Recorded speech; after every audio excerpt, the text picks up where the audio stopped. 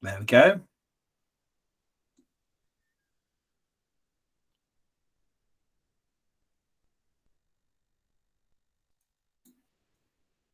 It's all yours, Jeffrey.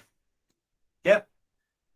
Hello, everybody, and welcome to Spark Camp Saturday. My name is Jeff Bradbury. I am so happy to be here. I want to say thank you to Google for hosting this event and for everybody out there for taking the time to check this out. We have a fantastic opportunity today to not only learn together, collaborate together, but also make some long lasting connections. I'm so happy that you're here. Today, we have a very interesting show. You see, I've been taking a look at all the other presentations today, and I've been so thankful that they've all been here. But today I'm going to ask a question. This session is going to be a little bit different than all others. Today's session is actually called Check Out This Awesome Google Sheets Project, but I could use some help finishing it. Would you help me? I'm so thrilled to see some people here already in the audience. And of course, if you're listening to this after the fact, we've got some comments, and I'm certainly going to make sure that you guys have a chance to check out all the great things that we're doing over here in our neck of the woods. But I want to tell you a little story before we get into our awesome Google Sheets project. You see, my name is Jeff Bradbury, and for the last 10 years, I've had the opportunity to serve education as an instructional coach. You can also find me over at jeffreybradbury.com. And I'm also a proud Google certified innovator and trainer from Google Educator Teacher Academy 2012 in New York. You see, a few weeks ago, I actually started a new position in my school district as an instructional coach. I walked in to a brand new elementary school. I love what I do. I have a fantastic family there, great group of coaches, an amazing school. But they gave me a challenge. They said, we would like to put together a report card, something that looks like this piece of paper. And they actually gave me 2 sheets that they've been using for report cards, sheets that teachers had to go in, check off, and then those sheets were sent to a teacher, where that teacher had to take 28 or so sheets, tally them all together, and figure out all the data. And on my first day, I was tasked with this project of update this, make this look better, figure out what we can do so that way teachers don't have to spend a lot of time assessing their students, and we can really take the data that comes from this report card and do something with it. Sounds fun. Sounds simple. What would you do if you were given this position? So I sat down with the coach and we put our heads together and we figured out that if we took the form exactly the way that it was and we put it into a spreadsheet form, we might be able to do this project. So I want to show you today what this project is, and I'm going to take you through the process of how I built it. I'm aware that some of you out there might be spreadsheet newbies. Some of you out there might be like, I've dabbled in it, but really not sure. So I'm going to take some time today to show you where I am, how this is working, talk a little bit about the deployment of this. But as it says in the title, I'm not quite sure if I'm finished with this yet. I have to present it as a final project in a few weeks. We've already given it out to the teachers. So I'm going to show you a little bit about where we are and talk a little bit about what happens when you create a spreadsheet project and then send it out to the masses. People who are spreadsheet peoples, people who aren't spreadsheet people, people who need people. Let's take a look at what this is. Now, if there's any questions, please feel free. You can leave it in the chat. You can leave it in the comments. I'll certainly be checking this stuff out. Or you can always come out on Twitter and find me, if you're still on Twitter, at TeacherCast. I'd love to talk to you a little bit about this project and learn from you. So here is an example of this report card. Now, I removed all the school names, I removed teacher names, I removed all that stuff. And what I'm going to show you today is literally a copy of my work dashboard. So some of these things may work, some of these things might not work. Obviously, as you're familiar, if you take a Google something and you copy it, all the links break. So we're going to show you how I built this, where I built this, why I built it this way. And I'm also going to give you some of the pro tips about how to do things. You see, this here was the spreadsheet as the report card did it. So this is, if you're looking at the SAMR model, this is the one-to-one substitution. Up here, we have our teacher name. Over here, we have our student. You'll notice that the student is blue. We'll talk a little bit about why that is. But then we have these categories. And here we have drop downs. And let's see if I can zoom in here a little bit. Not sure why it's not letting me zoom, but anyway, you'll notice here under effort, it has a bunch of categories: outstanding, consistency, sometimes rarely. And what I was asked to do was to create a score out of this. Well, how do you create a score out of 4 words, right? Well, we'll talk about that. So the way that this is all work is you got 3 trimesters here, and so the teacher's going to come in and grade you. And let's say I'm outstanding over here. Let's see I'm some consistently. Let's see that I'm sometimes. Let's say that I've got outstanding for this, and over here, you know what, I'll say sometimes. Now down here, this is where the comments are. So a teacher is going to go to every single student. Now, if you're looking at this and you're not quite sure how I got here, I'm going to back up. This is a basic Google Sheet. You'll notice that I took away all of the tabs. Sorry, not all the tabs. I took away all the columns going from H all around to the right. I also cut it at the bottom. So we get to row 26 and I just cut it right there. So it fits. I went up here into view. I went into show and I got rid of a whole bunch of stuff. So you're not seeing the grid lines. So the only grid lines that were here is when I highlighted a certain area and I went into borders. Now, what you're not seeing over here is a few of the tweaks. I'll get to that in a second. Okay. And if my moderators can help me out with the time, just let me know. I can talk forever on this stuff. So we have this sheet. You notice here, sheet 2, sheet 3, sheet 4. This is going to represent all the students. So, my name right now is student 2. Student 2's name is down here, student 3, and so on and so forth. All of this data gets put together into a sheet like this. This is the teacher's master dashboard. And you'll notice here, this student here says student 1. And the reason why the student 1's name was was blue was because now I'm going to click on the student. I'm going to click on student 1, and here I am. So I created a linking feature to go back. And I just did that simply by coming over here, clicking on this, hitting that Command K, and you'll notice here is the sheet. So I started to link things to each other so that way the teacher can jump back and forth. But not only that, let's say that I'm over here in student 4. How does the teacher get back to the major dashboard? I could do this at the bottom under the tabs. However, a teacher is going to have 20 to 25 students. I don't want to have them playing tab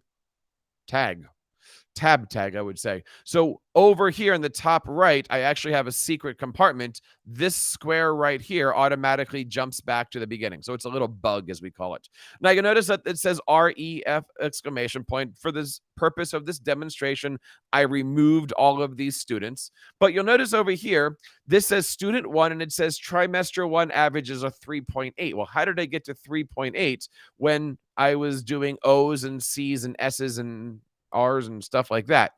Well, I want to open up this, and if I come over here and I change this to say black text, you'll notice here I have some formulas. You'll also notice if I come over here and I change this text, let's say to red, I've got a tally.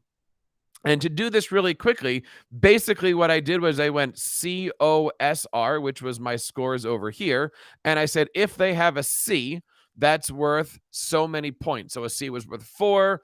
An O was worth 4. C was worth 3. S is 2. R is 1. You kind of get it. And then doing the math function, I said, if this is worth 4 points, how many of them do I have? I did the multiplication and I did the average. So this is the average of everything here. If I change this, if I do this guy here, you'll see that on the left side, I have all the math working. And then by making it, of course, a white text font, nobody sees it. The teachers weren't even told that this is here. So now I have all of this information, and I'm just going to quickly do the fill in for all of this. I now have a score. And I don't need to worry about the comments. The comments are the comments, right? So if I jump back over here, now I have student 1, and I can see their first trimester average, their second trimester average, their third trimester average, and then I did one of these, the average of the average is the average. And then down here, I have the total class average. So this is the average you'll see up here of just these 4 students. So I adjust that for every teacher. Teacher has 15 students. I manually went in and did all the math divided by 15 or by 20 or by 30 or whatever you happen to have. So that's how I got here. And if you have any questions, please feel free to reach out and write. Some of this stuff, real simple and easy to do. Some of this stuff, little difficult to do. How we doing on time? Okay, so the next part about this was really the fun stuff, right? Because what we did from this point was we did a little presentation where I made a copy of this for every teacher. And so we all met in the library for a faculty meeting, and we did a presentation of what this was. We did some screenshots. That way the teachers knew. All the teacher had to do was to come in here and click on this and replace this with their student name. So as an example, if I say, my name is Jeff, they did this. Now, this is where I need some help with, because you'll notice that by doing that, the link automatically broke, right? So I can't now click on Jeff and go in. So my question for all you is, how would you teach this? Because this was a problem that came up I never even considered. This was one of my teachable moments. You see, if I was going to do this, I'd teach people how to come up here, click on this, say Jeff, and now I keep that link. That's just a little pro tip I had to learn the hard way, because to be honest, now that I'm already through the process of sharing this with everybody, I'm actually now going back in and I'm fixing everything. The other thing I'm going to tell you is over here on a project like this, you'll notice because the first sheet said Jeff, now this says Jeff. What I'm actually also doing with my teachers is I'm clicking on here, I'm going copy, and then I'm dropping this down. And so that way I'm actually assisting the teachers by putting all of their student names at the bottom. Hindsight, probably should have done this first. In other words, probably should have given the teachers everything as it is, but we decided to go this way, and I think it was successful. But I'd love to hear your thoughts on this. What would you have done differently? How would you have done this differently to put out a spreadsheet towards everybody? So here we are. We have a teacher. We have all of their students' scores, right? And let's just do a couple of these. And let's say that I do this. Say that I do this. Say I'm an outstanding here. And just to make things a little bit easier, there's all of my scores. I'll jump back to the beginning. And again, now you'll see I've got 2 scores over here. This person's a 3.3. This person's a 4 for the year. Everything is adding up nicely. Now, what does this look like in the aggregate? What does this look like for the principal level, right? Because here, this is showing me as a teacher, all of my students all at once. I'll also say that what I did for the teachers is I went through and I highlighted all of this and I locked it. I locked it using this concept of, well, first of all, we use data validation for making the drop downs, but we also use cell protection. So that way a teacher can't accidentally mess up the dashboard. So, James gave me a couple things. I want to check that out in a second here. So the next step in here was to make the dashboard of the dashboard. Okay. So now here is the dashboard of the dashboard. You'll actually notice this is in 4 different parts because we have 4 teachers per grade level. So what I wanted to do here was to give the principal an idea of, by grade level, what does this report card look like? And in order to do that, I needed a special function, okay? I needed to come up here, and you'll notice it's really hard, but I'm gonna zoom in on this. This has a special formula here, and that formula is import range. And so over here, this basically is, and this is all self-explanatory. Google Sheets actually walks you through this, but this says, for this range, I'm going to import a different spreadsheet. And this is literally copying and pasting from a different spreadsheet and from the master data sheet. That's the tab. And here it is. So this is essentially saying, take this sheet from every single teacher, and we're going to mirror it or import it into each of these. So if I see there it says teacher and I go up one to the left, here's my formula. Over here as teacher, one to the left. Now you'll notice, again, here is exactly that range. Here's my Jeff. Here's my student 2. Notice all of this stuff is automatically coming in. So the next step in here is to take all of this and make the average of the average of the average. So my next step, and I didn't have a chance to put all this stuff together because obviously this isn't my work stuff. This is a copy of, I just did it for this 20-minute presentation. But the next step is to make a dashboard of the dashboards, basically taking the average of these and then putting all those on a sheet. So that way, literally in front of you, you've got every teacher, everything, everywhere, everything. And that for me was how I created my report card. Oh, James is saying, reference Ben Collins. James, I would love to meet Ben Collins if you know. I'm a big subscriber of him, big fan of all of his work. I couldn't be doing this without Ben Collins. So thank you for all of that. First of all, I'd love to get your feedback since I see that you guys can feedback to me here. How does this look? How might you have done this different? How can I share this in a different way with my teachers? Right now, my teachers are in that process of they're doing it, right? So if I showed you my school side, they are actually in the process of grading the kids. But I've had fun with this. This was a total learning experience for me. And all of this stuff, I feel like I've been teaching myself so I can teach my school and my coaches. But as I said at the beginning, I'd love to learn from you. So anybody out there in Google land or YouTube land would love to get some feedback. Hi, Jeffrey. How you doing? Hey, James. I think what you're doing is brilliant, and I think you are really getting there. What I would do differently was I would use Google Forms. I would put that into one central repository because then you'll be able to analyze the data much more powerfully. And then you can keep one central copy of that spreadsheet so the teachers are doing less work. Does that make sense? It does, but if I did it in Google Forms, I would have to have a drop down for a teacher and then a drop down for every student in the school. Yeah, that's possible with the odd extension. So it is almost at a stage you need GScript, but I think, yeah, there's pros and cons to both approaches. The big problem is that once you start doing this, it gets very challenging in terms of getting teachers to manage formulas and get them exactly right. Whereas you can do a lot more data validation with forms. And because of this, they don't need to do anything. The only thing that a teacher needs to do is to come over here into their student and grade. That's the only thing. In fact, everything else is completely locked out. Okay.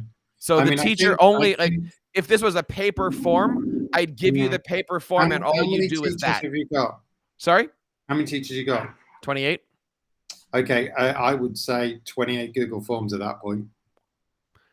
I would love to talk after this because I'd love to see what that would look like. My thought was because they're doing this over time, every time that you do a student, it's going to be a different row in the spreadsheet. Right. You still need to do the back end work to put a grade to a student per teacher, per grade. I don't understand. That's why I came up with this answer, because now it's all done for you. I think you've got an answer that's working, and that's great. But yeah, I'd love to see it. Scalability issues. Well, I'm conscious of I got dragged into this. It's almost time for the session to end. Sorry, I was focusing so much on the content. Can we stick around after this? Stick around and chat about this. Yeah, I can stick around. But here's the idea. I'd love to get some more feedback on it. If anybody's looking for more information, you can head on over to teachercast.net. We've got a ton of Google stuff. We've got a ton of coaching stuff. We have a ton of how do you do these things. And if you're looking for me, you can always go over onto Twitter, if you're still there, and go find me at TeacherCast. So So Google Innovator Program, thank you so much teachers, for having me, and I appreciate your time. are you giving these teachers one, in fact, are you giving these teachers one sheet per class? The teachers are literally getting this spreadsheet or a version of this spreadsheet. So that way they see this, but they can't touch it. Got you. All they're doing is going in and they're playing, again, I needed to duplicate. It reflects quite well on the Google, on the doc, doesn't it? Yeah, I needed to replicate a paper form. That was my goal. Replicate a paper form. Yeah, it's quite, done a good job. And then presumably you link them all up via the ranges and then pull them in that way. Yep, all the scores got pulled into here, and then this got import ranged into the master. So it works. As I mentioned, I think it's one of those things that every year, if you dish out a new version of this spreadsheet, then you can include the latest updates and charts and things. Exactly. I think the big thing that could really move this on is the query function, which is the one I sent you. Okay, I will check that out. It is very fussy, but once you get it running, it really helps. I mean, I have a Google form, and just to give you an idea, I have a Google form with I think it's about 4,000 entries in it. Ooh. So it can cope. But the big thing is also with a Google form, you can send out pre-filled forms. But how do you do all the math on the back end? Well, then you do that with the spreadsheet at the back end. Yeah, that's where I. So I did that ahead of time. Yeah. So I mean, I think you get pros and cons with everything. Interesting. So but it works. It works. So don't break what's not broken. But I figured, like everything else, a newbie to Sheets is going to do something in 5 steps. A master of Sheets is going to do it in 1. I'm trying to figure out where that one thing is. And I don't disagree with the forms concept. You still have to go through the back end to then, well, how are you going to break that down per and pivot? So for me, this worked because literally, the more control you have the data coming in, the better. Yeah, and that's why for this, managed to lock it down pretty well with the I do. Yeah, I think that, and if the teachers are giving you good quality data, then it actually doesn't matter too much. All the teacher has to do is do the drop down. Yeah. And that's it. It literally, it's, think on the SAMR model. This is the substitution at its finest. The back end is what we did. Back end is adding real value, isn't it? Yeah. So that's brilliant. Yeah, no, have a real good look at those queries, because I think that will enable you to do, those 5 steps into 1, because you'll be able to calculate things much more easily. What I would do is, like you say, make another copy have a working edition and have a copy, and also it'll allow you to make charts and things, which I think will make it even more effective on the main dashboard. Nice. But yeah, it's an impressive piece of work.